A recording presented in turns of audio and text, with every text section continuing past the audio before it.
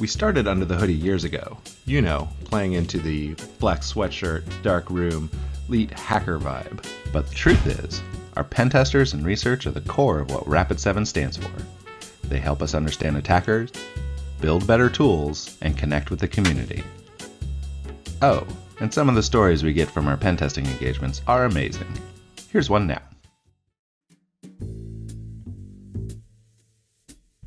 One time, during a vishing-only engagement, the client gave me several phone numbers to contact, all part of a phone routing system. I wanted to understand what types of support calls the technical support person usually took before I actually chatted with anyone, so I performed OSINT and looked at Facebook, LinkedIn, and other sites to find current employees at the company. I also looked to see if there was any breach data that went along with the client's name, and while I did find some, I wasn't sure how old or reliable the data was. From there, I began my calls. One of the phone numbers routed me to a technical support person, and when they asked who I was, I pretended to be a specific employee I'd found using LinkedIn. My problem? I just got back from vacation and completely forgot my credentials. Totally fine, said tech support. Since they already had my name, they just needed the last 4 digits of my social security number. No problem, I said. See, during the OSINT stage, I was able to gather usernames since the client hosted a website login to its Citrix portal. Also, the breach data I discovered happened to have several password combinations that appeared to include 4 numbers at the end, such as Frank0201. I took a swing in the dark, picked the LinkedIn user's last 4 numbers of their breached data, and held my breath. Okay, great, tech support replied.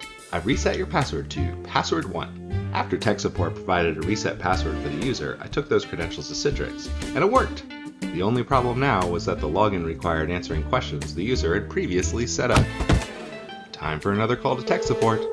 I told them the questions I saw didn't look familiar and asked if I could reset them. Again, no problem. They just needed my social security number. Now that the security questions were reset, I was able to successfully log into the client's Citrix portal. With this kind of access, I was able to log into a virtual desktop infrastructure via Microsoft Remote Desktop.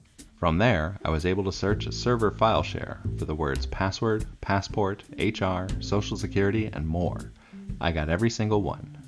I told the client what had happened, and they weren't pleased to hear that their after-hours support likely didn't even look up and verify the social security number, because, as it turns out, the number I provided wasn't even correct.